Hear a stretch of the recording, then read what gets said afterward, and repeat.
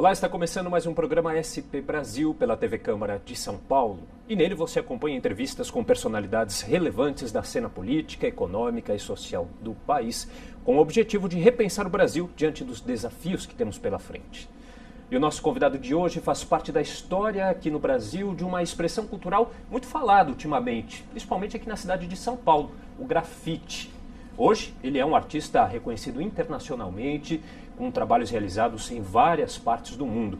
Eu estou falando de Paulo César Silva, mais conhecido como Espeto. Olá, Espeto. Tudo bom? Tudo bem? Prazer recebê-lo aqui. Prazer.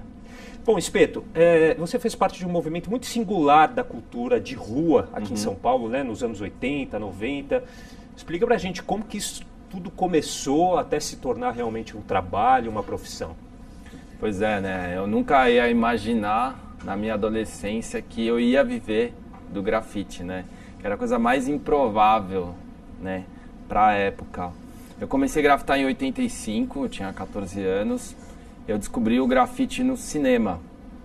E foi uma paixão, foi um amor à primeira vista e uma paixão até hoje, né? E eu trilhei o caminho da minha vida e vai até eu conseguir dessa forma. Bom, você é paulistano, Sim. tem uma identidade forte aqui com a cidade. Você acha que foi determinante para os rumos da sua carreira estar aqui, fazer o seu trabalho aqui em São Paulo? Com certeza, com certeza. Eu acho que o ambiente onde você se forma, né, como ser humano e também, consequentemente, como artista, te influencia, né? A época que a gente vive também. Todos os movimentos artísticos têm isso, né? Você vê o movimento artístico em Paris, né? Você vê na Itália, tudo tinha uma cena, ou os movimentos artísticos que nasceram durante a Segunda Guerra Mundial, tudo te influencia. No caso de São Paulo, é uma cidade extremamente urbana, gigante e cheia de contrastes e de diversidade. Foi esse palco perfeito para você começar a grafitar, né? E isso, você vê que São Paulo é a cidade que mais tem grafite no mundo, né? E a sua obra, ela é identificada por elementos da xilografura, Isso. né, e também da literatura de cordel. Da onde que veio essa identidade mais forte com uma cultura predominantemente mais nordestina, Sim. né? A gente também está numa cidade de muita influência nordestina, né? Essa cidade foi feita e com muito do trabalho dos nordestinos, também dos italianos e de muita gente, né? A minha avó morava, né, num bairro que é São Miguel Paulista, que tem muito nordestinos também. Mas isso veio da música. Na minha geração, eu fui muito atuante na música também, fazendo cenários, capa de discos, e eu andava muito na noite. Eu trabalhei numa revista que foi a Bis. Então Miranda, que era o editor da revista, saiu para montar um selo. Aí me convidou para fazer o logotipo do selo. E o Miranda é muito engraçado, um dia ele me liga, né? As pessoas ligavam, né, no telefone. E ele, velho, eu tô com uma banda aqui, tu precisa fazer a capa de disco para eles. E aí fui no estúdio e conheci o Raimundos. E lá mesmo eu comecei a fazer os primeiros esboços da capa do disco, que foi o primeiro disco. Tanto que saiu uma parte em vinil, uma parte em CD, que era uma mídia nova na época. Então eu tive a ideia de fazer, já brincava com gravura do meu jeito, fazer essa capa pensando na gravura. Pouco tempo depois, eu fui trabalhar com rapa. E comecei a usar esse estilo, porque eu não sabia como fazer a gravura de verdade. Eu sou autodidata e eu fazia do meu jeito. Aí eu falei, poxa vida, eu sei usar spray, eu tenho uma facilidade em usar spray. Ao invés de eu tentar descobrir como é que faz isso, nem o nome eu sabia que era estilogravura, vou usar spray. E daí nasceu o meu estilo. Então, trabalhando com uma banda, você fazia grafite todos os finais de semana. E para quem via de longe também, aquele estilo bem bold, bem cheio, era muito fácil de ver num show, por exemplo. E era algo novo, diferente do que se tinha na época em relação ao grafite? Muito. Uma das contribuições que eu trouxe para o grafite foi ter uma identidade brasileira. Porque todas essas bandas, mesmo o Rapa, tinha o Planet Hemp com o D2 misturando hip hop com samba, o Nação Zumbi, todas tinham uma raiz brasileira, até o Sepultura, né? E eu me perguntava, por que a gente não tem isso no grafite? Né? Se somos a mesma geração, fazemos parte da mesma geração, a gente tem que ter uma unidade para ter força, né? E aos poucos eu consegui convencer meus amigos que sim, que dava para fazer algo diferente do que se fazia nos Estados Unidos, da cultura hip hop no grafite. E você, nessa época, convivia com esses artistas da música também? Sim. Isso também influenciou no seu trabalho? Muito. O meu avô era sambista, né? Então, na casa do meu avô tinha muito instrumento. Eu sou caçula, o meu irmão mais velho é pintor, o do meio é músico. Então, eu sempre fui muito atuante. Acho que o adolescente ele tem uma vontade, ele tem uma paixão e uma disposição também. Então, eu saía aqui muito na noite, mas não só aqui, porque como eu andava de skate, eu ia ver campeonatos de skate no Rio de Janeiro, em Porto Alegre, em Camboriú, eu viajava muito. E toda essa cena como um todo, tanto no skate quanto na música, ou como no grafite, elas se uniam, fazia sentido, sabe? Tem que ver também que a gente começou a grafitar, e muito da música dessa época nasceu no final da ditadura, que foi em 85. Então esse sentimento de liberdade, depois a abertura do país para começar a vir mais informação de fora, acho que tudo contribuiu para que a gente tivesse esse orgulho de ser brasileiro, mas também que fosse conectado ao mundo. Agora, como é que foi fazer essa junção do hip hop com o cordel? Demorou. Porque para quebrar esse padrão, essa forma de fazer o grafite americano, eu ia pra rua e desistia, porque eu queria mudar, né? Mas porque não dava certo ali para você ou o pessoal, as pessoas que não se identificavam? A gente estava muito preso, era tudo que a gente conhecia, sabe? Tudo que a gente conhecia, tudo que a gente queria era fazer esse tipo de grafite. E de repente você pega o que você aprendeu, de certa forma joga fora para começar algo novo, né? E então era tanta vontade de fazer isso que na verdade começou assim. Eu tinha os shapes de skate que tinham esse traço de gravura e eu não sabia o que era. E eu fiz muito shape de skate, fazia tudo com caneta, fazia tudo do meu jeito. E aí eu começava a usar, por exemplo, corretivo em papel preto. Tudo que eu conseguia simular esse tipo de gravura, esse tipo de traço, eu tentava. E foi com spray que eu consegui, de fato, fazer. Porque a técnica do spray, você sobrepõe uma camada em cima da outra. O spray tem muita cobertura. Então, quando eu comecei a testar isso, eu vi que fazia sentido e realmente eu conseguia, mais do que em outras técnicas, simular essa gravura. E também por viajar, e também pelas bandas, eu fui conhecendo o cordel e fazia sentido. O cordel levava informação para lugares onde não tinham acesso, não tinha nem rádio, eles faziam aqueles varais de cordéis. Então o cordel não era só, além do formato de rima, falava, o Papa veio para o Brasil, mas eles explicavam isso de uma forma caricata. E o próprio Raimundos também usava verso no estilo de cordel. Então acho que tudo foi contribuindo para chegar nesse estilo.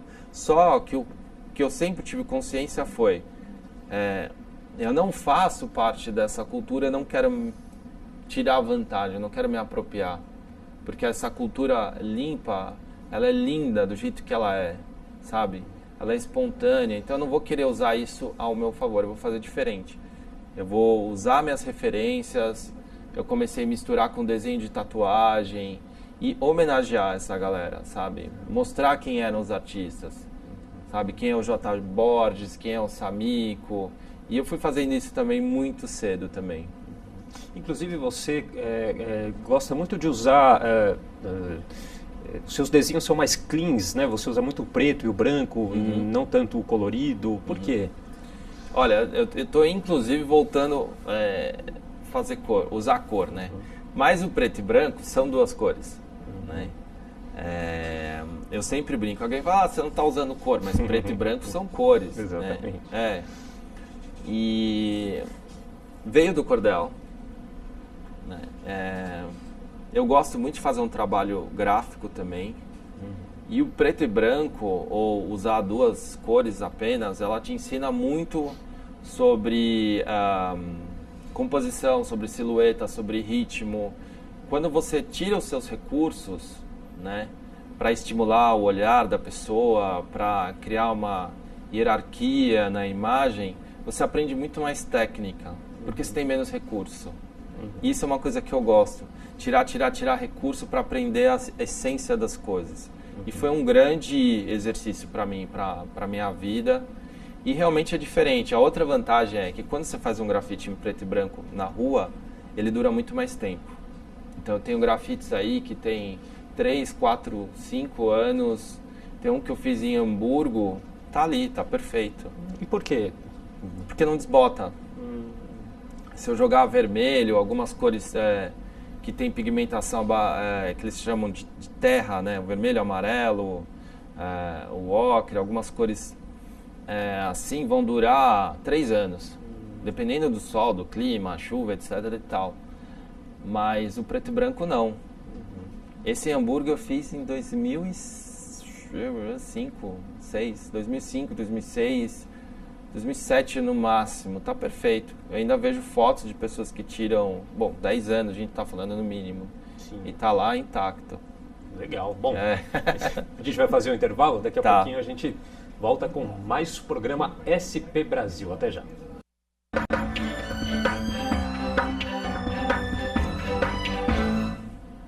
Estamos de volta com o programa SP Brasil pela TV Câmara de São Paulo.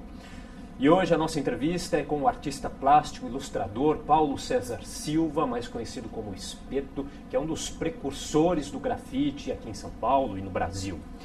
Bom, Espeto, eu falei aqui na abertura do programa que o grafite é uma expressão cultural que tem sido muito falado ultimamente aqui na cidade de São Paulo. Na verdade, uma discussão que começou agora no comecinho de 2017, do enfrentamento do prefeito João Dória com a pichação, contra a pichação, né?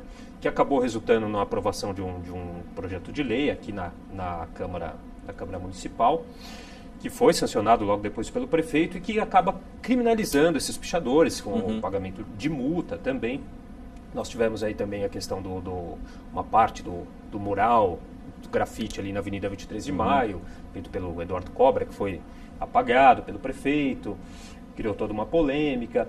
Eu queria que você falasse para a gente como que você analisa toda essa situação, esse embate entre o picho, o grafite. Eu acho que a gente deve inverter essa ordem, né? Eu acho que aqui no Brasil existe uma tendência de polarizar as opiniões, de tudo ter uma carga emocional muito grande. Em primeiro lugar, o artista é um cidadão que responde às leis. E as leis, elas vão sempre nivelar por baixo. Não dá para ter infelizmente, né, uma lei mais, como é que eu vou falar, mais privilegiando pessoas de bom senso. Não, a lei, ela vai impor o bom senso. Ela vai impor a cidadania. Por isso ela nivela por baixo.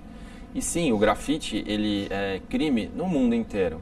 Porque se não fosse, as pessoas iam perder a noção. O grafite também. No mundo inteiro ele é proibido. Porque você não pode também, né, como governo, falar isso é grafite, isso não é, isso é arte, isso não é. Então, a princípio, está tudo proibido. Você quer fazer um mural, né, que aí já é permitido, você vai atrás de autorização, você pode fazer uma propriedade privada. A Vila Madalena, ela é feita de casas. São propriedades particulares, né? Ela é o que é para São Paulo como ponto turístico, assim, desse jeito. Não tem paredes públicas lá, mas você não pode chegar em tudo que é público, que é de todos, e fazer o que você bem entende. Então é assim no mundo inteiro e não deve ser diferente no Brasil. Em compensação, tudo que existe é inevitável. Você não pode falar a pichação não deveria existir, ela é inevitável. Só que ela responde criminalmente. O grafite, se o cara quiser fazer um grafite num lugar proibido, também vai responder. Então, você também, cidadão, você está consciente do que você está fazendo, né? E existe um certo romantismo, existe um protesto político na pichação, existe uma rebeldia que, se legalizada, perde a característica, né? Porque ela passa a fazer parte do sistema.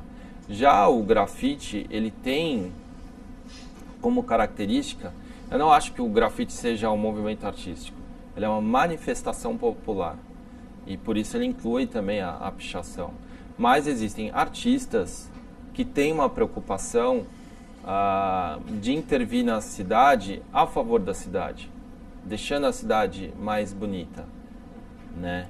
Então, nesse caso, esses artistas, eles vão atrás de recursos, eles querem fazer murais, eles querem fazer pinturas. Até porque muito grafiteiro começou na pichação, né? A gente escuta isso. Mais ou menos.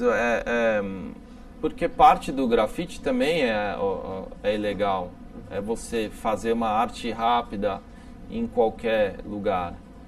Mas vai muito, não tem como padronizar. A gente pensando numa cidade de São Paulo, que tem 20 milhões de habitantes, a grande São Paulo, quantos milhares de grafiteiros e pichadores existem, sabe? Quantas formações como ser humano, família, sabe? Da onde eles vieram. Todo esse caos faz essa arte ou movimento, né, de expressão ser o que é.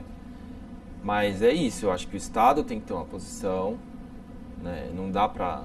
vamos, é festa do caqui, vamos fazer o que quiser, gente. Porque as pessoas vão perder o limite, né? Eu tive um exemplo muito claro. Eu fui fazer um projeto na Áustria e tinha acabado de ser preso eles chamavam de grafiteiro, mas ele fazia tag, que é a pichação lá, né? Em tudo quanto é lugar, em monumento, coisas históricas que dão trabalho, que são caros de restaurar, né? E eu cheguei lá, brasileiro, uma lata de spray. Então, no começo, ligavam para a polícia e deu um trabalhão. E eu estava sendo pago, foi um projeto, tinha a Embaixada do Brasil envolvida. E eu me lembro muito que um cara veio discutir comigo. Falei, peraí, você não viu nenhum trabalho pronto ainda. Eu estou sendo pago para fazer isso. Ele, o quê? Você está sendo pago? Eu não acredito, você deve ter muita sorte. Não, talvez eu tenha, ou talvez eu trabalhe muito. Então, existe um preconceito, mas eles estavam carregados do quê? De alguém que nem era austríaco, né? Eu não lembro a cidadania da pessoa. Eles estavam revoltados, porque parte do patrimônio histórico deles era vandalizada e dava muito trabalho para arrumar, né? Mas em outros países do mundo, países desenvolvidos, existe também o picho? Ou ele faz parte do grafite, é o que eles chamam de bomb, de tag, né? Que é botar a sua assinatura, a sua marca. Eu acho que como ele vem de uma adolescência, o adolescente quer se provar, sabe? Ele está explodindo em hormônios, ele tem uma agressividade. Ele quer ser um pouco transgressor. Ele quer ser, que é uma forma de sair da educação dos pais, né? E inconsequente também, porque ele é um adolescente. Exato. Ele ainda não é uma pessoa autossuficiente, ele não é maduro, ele não está... Então ele passa por esse processo e o grafite nasce daí. Uma das características do grafite é essa. É um movimento, né? É uma expressão que pode ser artística ou não, que é jovem. Essa é uma grande característica também do grafite, incluindo a pichação. Você começa muito cedo. Não existe outro movimento ou expressão que as pessoas começavam tão novas, né? E, ao mesmo tempo, no mundo inteiro, globalizado, como aconteceu com o grafite. O Rispetto, você tem uma preocupação de querer passar uma mensagem nos trabalhos que você realiza, ou não? Você faz o trabalho e está aberto à contemplação ali? E outra pergunta também, você tem algum tipo de engajamento político nos seus trabalhos? Então, eu não tenho engajamento político nos trabalhos. Eu tenho, sim, admiração por artistas que tinham engajamento político, né? O Orozco, muito do muralismo mexicano tinha isso, sabe? E tem trabalhos muito bonitos, né? O Diego Rivera era que tem histórias até engraçadas dele nos Estados Unidos. Mas eu não, eu tenho uma coisa com grafite que é muito de doação. Eu acho que é um privilégio você poder fazer arte usando E eu me considero muito mais muralista hoje em dia, né? É um privilégio você usar a rua como mídia, porque aí sim eu acho que talvez tenha um pouco da filosofia que pode parecer um engajamento, mas não é. É um lugar para todo mundo, não tem distinção. Você pode ser, não importa a tua cor, tua religião, da onde você veio, tua cultura, patrimônio, se você tem dinheiro, se não tem, é para todo mundo. E eu acho isso uma grande honra. Eu acho isso também uma grande responsabilidade. E o que você acha desse projeto, né, o programa da Secretaria Municipal de Cultura, o MAR, né, que é o Museu de Arte de Rua, que seleciona grafiteiros para realizar o trabalho ali em locais determinados, né? Você acha que é por aí? Olha, eu acho que sim. Eu não vou dizer que é por aí, porque sempre vai ter várias formas de fazer a mesma coisa. Mas eu volto a falar, isso é a característica do mural, que é muito interessante, sabe? Até para artistas que estão começando. Uma coisa que a gente precisa, às vezes, é tempo para fazer um mural, ou às vezes precisa de recurso para ter bastante material, né? E óbvio que com o passar dos anos, alguns artistas conseguem ter esses recursos. Por causa de carreira, eles vão ganhando nome, então tem patrocínio, tem dinheiro envolvido. Então você tem uma estrutura muito grande para pintar, né? Você tem grua, você tem tudo quanto é tipo de equipamento, você tem assistente, não sei o quê. E no começo não. A gente entrava no ônibus com escada, com um monte de spray, que conseguia muito custo e usava assim o mínimo possível. E então é importante ter projetos assim, porque eles trazem uma proximidade tanto do Estado com esses artistas, com a população. Né? Volto a falar, eu moro na Vila Madalena. Ali, os moradores têm uma relação muito próxima, muito direta com o grafite. Eu moro na rua do Beco do Batman. Né? Então, todos os moradores, eles têm até uma relação hoje em dia de amor e ódio com o grafite. Mas não com o grafite em si, mas com o uso do espaço ali. Se transformou numa praça e um ponto turístico. Né?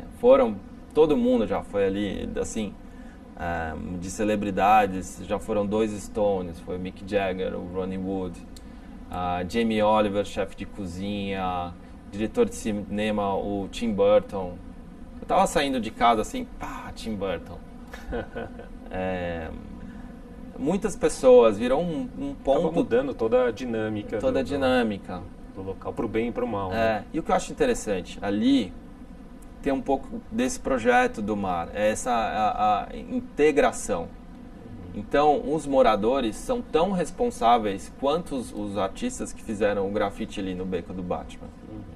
Que se não fossem esses moradores, a gente não teria esse espaço, sabe? E eles são amigos de todo mundo.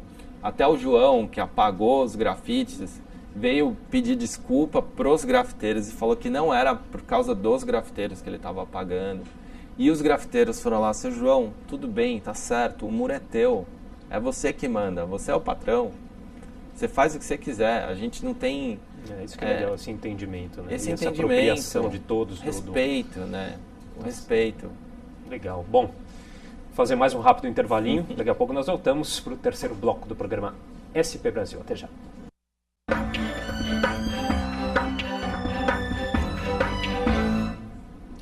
Estamos de volta com o programa SP Brasil pela TV Câmara de São Paulo. Hoje a nossa entrevista é com o artista plástico e ilustrador Paulo César Silva, mais conhecido como Espeto, que é um dos precursores do grafite em São Paulo e no Brasil. O Espeto, o que caracteriza hoje o grafite brasileiro? A diversidade, certeza absoluta. O brasileiro, por ser um país tão jovem, ele não carrega uma herança cultural como o Japão, países milenares, ou mesmo a Europa. Tem uma tradição artística muito grande. E o brasileiro também, pela miscigenação e por diferentes culturas, em São Paulo, né, você vê a liberdade, né, é que, se eu não me engano, depois vocês me corrigem, me cortam, edita, faz o que quiser. Eu acho que é um dos lugares onde os bairros que tem mais asiáticos no mundo também. E essa mistura de São Paulo vai contribuir, ela é um pouco reflexo da mistura do Brasil, né? Porque São Paulo é que nem Nova York, que nem outras grandes cidades, tem gente do mundo inteiro e do país inteiro. Vai refletir na arte, não tem como. Isso eu acho o máximo, assim. Eu acho que o grafite, ele tem características democráticas, anarquistas, é tanta bagunça, é tanto caos, mas torna essa arte muito humana. Para a arte, quanto mais tiver essa mistura, melhor. Depende muito, né? Porque eu acho que o estilo é repetição, né? Então, na história da arte, você tinha o estilo egípcio de fazer arte, então todos os artistas só podiam fazer daquela forma, né? O estilo grego, o estilo não sei o quê. Isso começou a mudar mais com os artistas tomando a frente dessas oficinas. Michelangelo, Leonardo da Vinci começaram a eles terem as oficinas deles. Então eles tinham vários estudantes e ajudantes que aí todos faziam ao estilo deste artista, né? Depois vieram os artistas autorais que trabalhavam basicamente sozinhos, então você tinha Picasso, entre outros. E então eu acho que o Brasil tem isso no DNA já. Acho que foi um dos primeiros países, se não o primeiro, a ser de fato globalizado. E você sempre teve esse interesse pela arte? Aprendeu isso naturalmente na escola ou foi depois da profissão? Não, eu como eu falei, né, meu avô era sambista, né, e meus irmãos foram muito precoces, eu fui mais devagar, assim. O meu irmão do meio, que é o Ricardo, começou a tocar violino com 8 anos de idade, meu irmão mais velho, o Moacir, com 13 já participava de exposição com adulto, em salões de pintura, na época tinha salões de pintura, não sei o quê. Ele com 13 anos já estava com os adultos. E eu não, andava de skate, eu era muito criança, muito moleque. Mas esse ambiente me transformou em artista, né? Ter meus irmãos, para mim fazer arte era brincar com os meus irmãos. E eu comecei a trabalhar também cedo, também porque eu queria, e com skate. O meu caminho acho que foi muito natural, sabe? Eu nunca pensei tanto em carreira, isso veio mais com a idade, mas na época não tinham muitas marcas de skate. Comecei a fazer camiseta, fazia pôster para banda, para showzinho, essas coisas. Então foi muito saudável esse caminho que eu fui trilhando até hoje, foi muito saudável, foi muito natural. O que fez você dar esse salto de um artista para um artista famoso? Então, nem fui eu que dei o salto, né? O mundo já contribuiu para isso, porque esses artistas, que nem eu, que nem os Gêmeos, que muito nem se compara, né? Os caras são extremamente mais conhecidos no mundo inteiro, né? O Cobra, todos têm mais ou menos a mesma idade, isso no mundo inteiro. Então, Shepard Fairey, JR, é todo mundo meio que a mesma geração, sabe? De 80 para 90, de fato, que se fizeram artistas nos anos 90. E como o mundo foi se transformando, né? Hoje a gente está na geração Millennium, né? Que é a galera de 20 e poucos anos. Mas todos esses grafiteiros no mundo inteiro fizeram o grafite acontecer. Exatamente todos, né? E pra gente que já fazia isso há um certo tempo, que começou a mudar em 2005, aí já tinham ido 20 anos aí no perrengue. Inclusive você cita em uma das suas entrevistas a exposição Brasil mais 500, né? Sim. Que foi aí um marco para a sua geração do grafite. Foi. Né? Por quê? O que aconteceu nessa exposição? Porque, se eu não me engano, foi no ano 2000, né?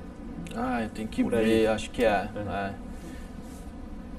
Então, tudo culminava para isso. Eu tinha essa proximidade muito grande com as bandas, né? Eu vivia ali com esse pessoal sempre. Trouxe isso para a moçada do grafite. Temos que ter isso. Eles foram descobrindo, né? O Binho, que era da Zona Norte, já vinha dessa cultura do skate também, do punk, do rockabilly. E o skate era um movimento muito aberto. Era de unir todas as tendências. Os Gêmeos, o Vicelli, eram muito do hip hop.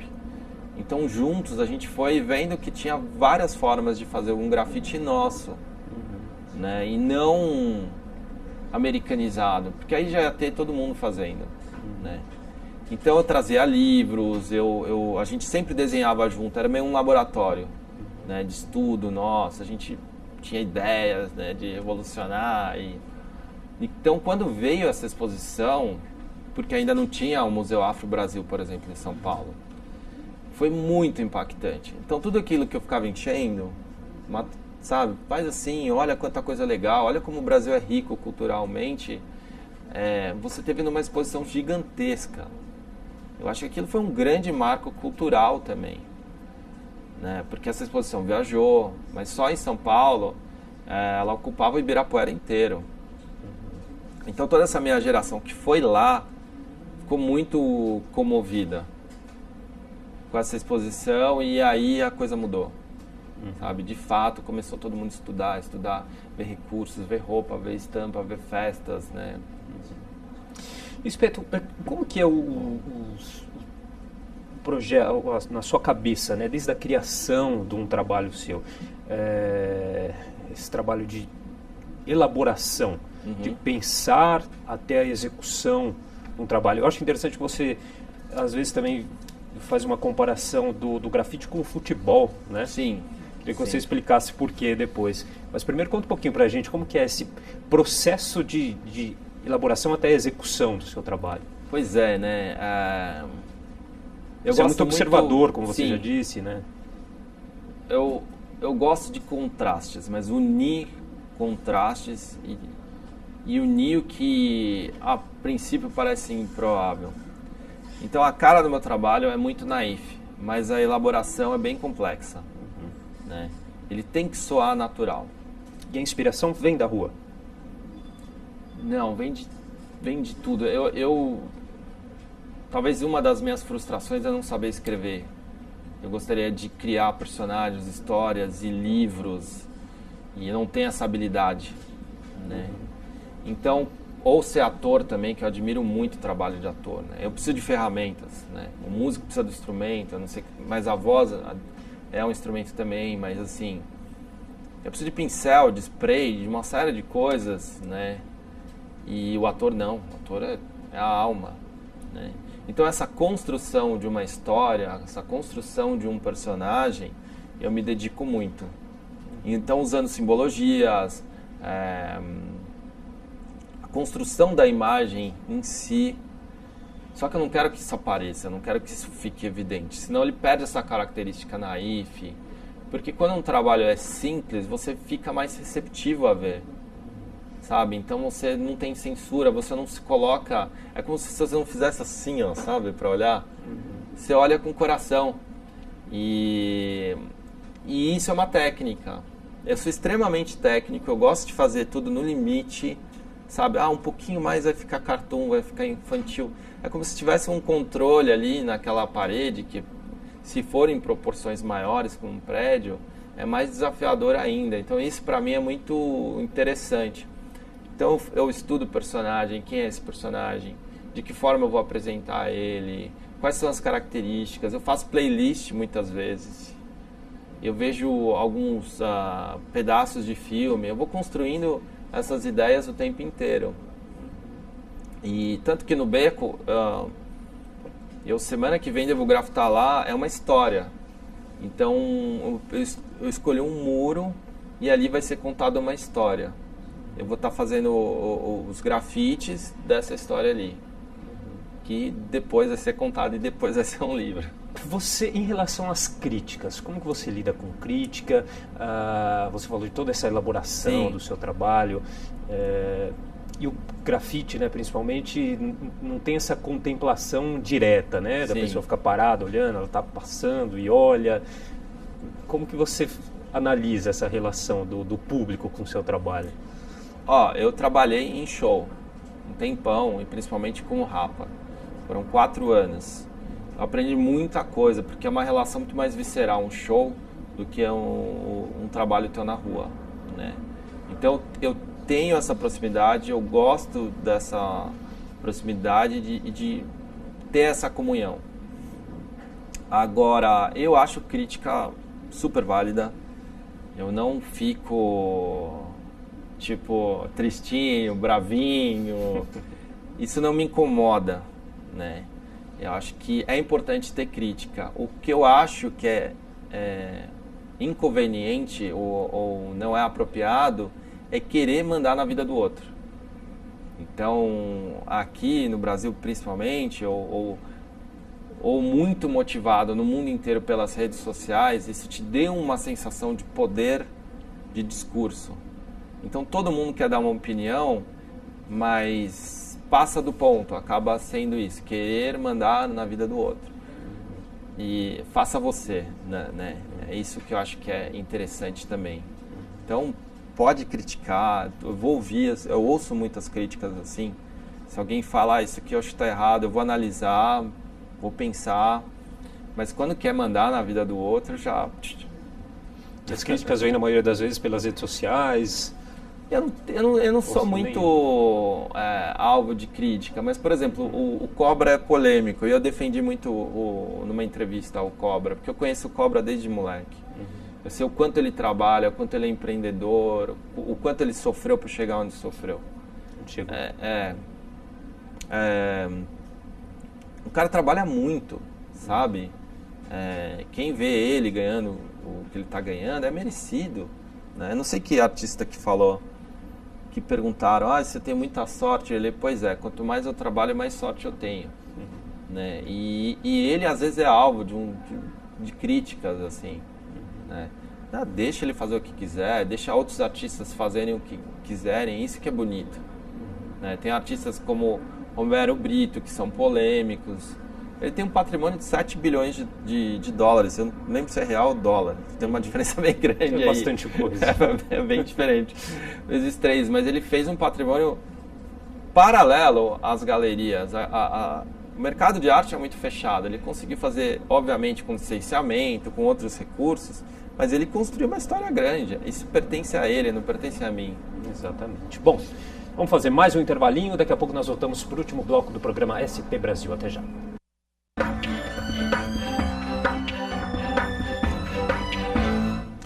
Estamos de volta com o programa SP Brasil pela TV Câmara de São Paulo. E hoje a nossa entrevista é com o artista plástico, ilustrador Paulo César Silva, mais conhecido como Espeto, que é um dos precursores do grafite aqui no Brasil. Espeto, você faz uma comparação do grafite com o futebol. Por quê? Porque é uma coisa que você aprende na rua, entendeu? Obviamente, talvez tenham 2 grafiteiros aqui, 3... eu não sei quanto está ganhando um jogador de futebol, tá? Mas tem caras que já estão ganhando próximo de um jogador de futebol de ponta. Mas é algo que você aprende na rua, é acessível.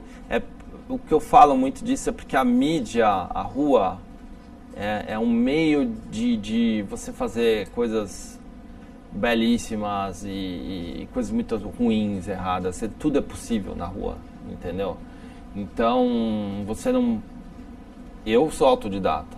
Tem artistas que fizeram faculdade de arte, o Tinho, mas os Gêmeos não, o Cobra também é autodidata, o Herbert acho que não fez faculdade também de arte, enfim, é um negócio que você aprende na rua.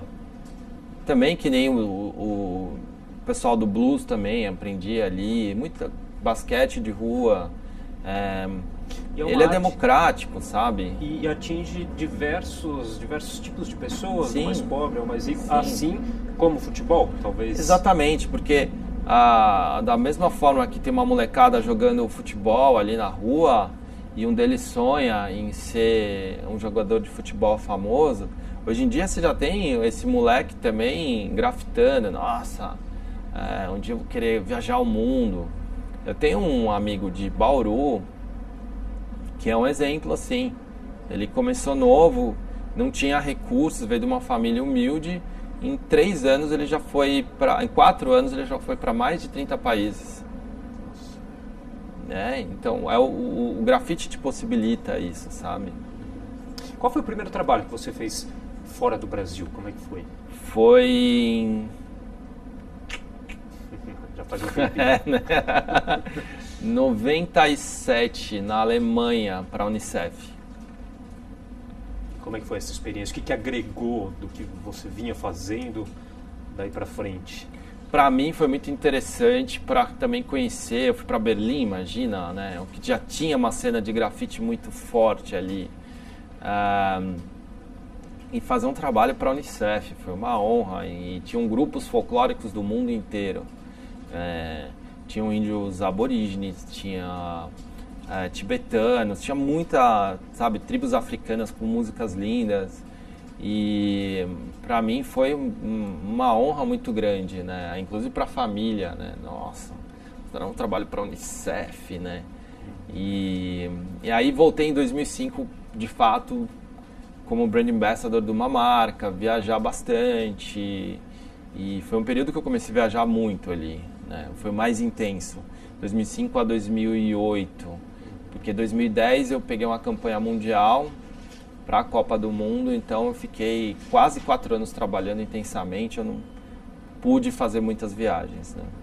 Agora você falou, agora foi um motivo de orgulho para a família, esse trabalho para a Unicef. Em algum momento você sofreu, ainda no começo, quando não era famoso, preconceito, ou da família ou de outras pessoas? Sim, ainda sofro, como eu falei da Áustria, foi em 2014, né? Mas isso nunca me incomodou. Eu acho que quando você tem uma verdade, quando você acredita, você tem uma convicção e o artista precisa dessa energia, né, para criar, você não vai se abalar. Tudo bem, fica meio chateado, mas o que te motiva é a paixão, né? A paixão, sim, é o grande combustível para fazer tudo. Então, porque o preconceito é das pessoas, não é meu, sabe? Eu acho que é meio por aí. Eu não posso, né, controlar ou querer ou ter expectativa que o outro... Eu não uso meu ego para isso, sabe? Eu não tenho essa expectativa que o outro tenha que agir da forma que eu acho que tem que agir. Cada um é o que é, né? Bom, então, e aí de em diante você fez trabalho, como falou, em Berlim, Sim. nos Estados Unidos, acho que no Japão, diversos países. Não, o Japão não, eu gostaria de ir. O que eu fiz, essa campanha para a Copa do Mundo, foi uma campanha muito grande, foi para 178 países. Dentro da marca foi uma das campanhas de maior adesão de países e o sistema de identidade visual que eu criei junto com a marca, mais usado também. Então, para mim foi um marco como ilustrador, né? E foi para a época que a gente estava passando transição muito bom, porque foi quando o país entrou em crise, eu consegui sair da crise e foi foi um aprendizado muito grande. Se trabalhar com uma empresa dessa magnitude, que está em 207 países, só não tem 2 no mundo. É uma responsabilidade muito grande, é um aprendizado muito grande, assim. E foi um orgulho também, né? Então, como profissional, acho que como ilustrador, esse foi um marco. E o que você acha, assim, que atrai, mais chama a atenção de outros países no seu trabalho? Essa própria diversidade que você falou no começo do programa, ou as próprias características mais peculiares do seu trabalho, xilogravura, o cordel? Com essa marca, obviamente que o trabalho que eu fiz como ilustrador, ele é muito mais, ele está numa camada um pouco mais superficial. Só que eu insisti em fazer tudo à mão, eu insisti em fazer estilogravuras mesmo. Teve uma aceitação muito grande, alguns países menos e outros mais. Na Ásia foi muito bem recebido e para mim como artista eu tive parâmetros, sabe? Isso foi fundamental para eu ter parâmetros da onde eu consigo comunicar e comunicar o quê. Então, acho que no fundo o meu trabalho fala com a alma, ele tem uma vontade de doação, de comunhão muito grande com as pessoas e de muita aceitação do lado humano das pessoas.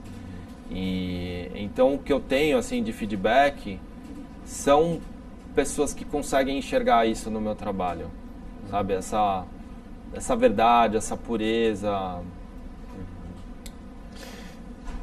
Em relação a incentivo à arte aqui no Brasil, aqui em São Paulo, como você acha que está? Ainda falta muita coisa? A gente tem melhorado? Olha, a gente pode pensar em segmentos, tá?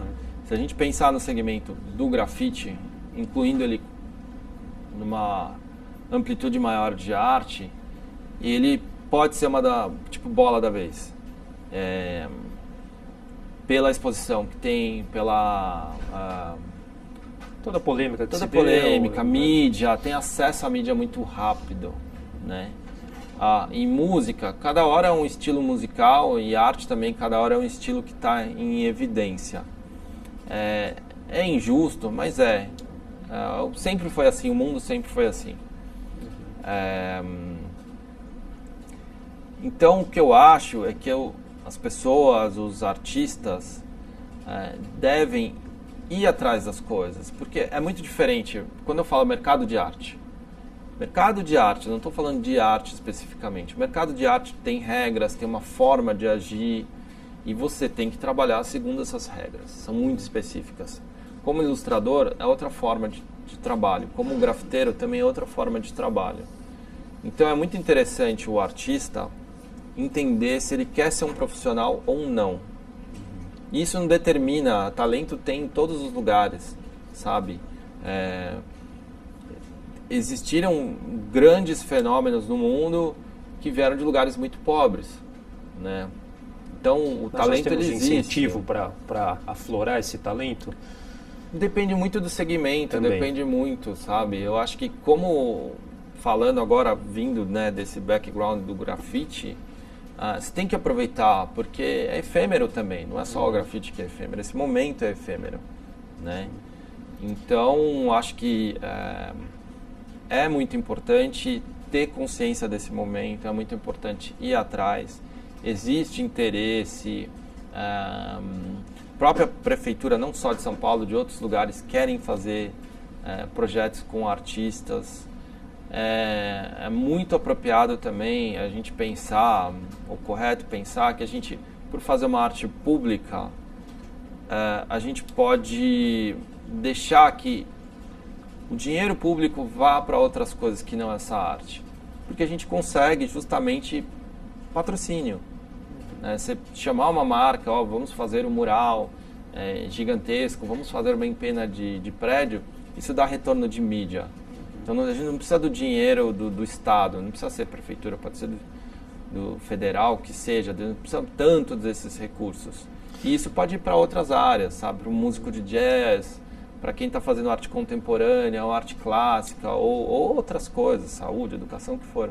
ou para quem está começando lá no grafite? Para quem está começando, mesmo, né? sabe? É importante ter esse discernimento, é importante ter consciência disso. Inspetor, para a gente finalizar, quais são os projetos futuros? Você estava me falando um pouquinho, tem vontade de fazer esculturas. Sim. Então, eu sempre busco um desafio e um aprendizado. Esse estado de aprendiz é muito importante para mim, como ser humano, né? E como artista também.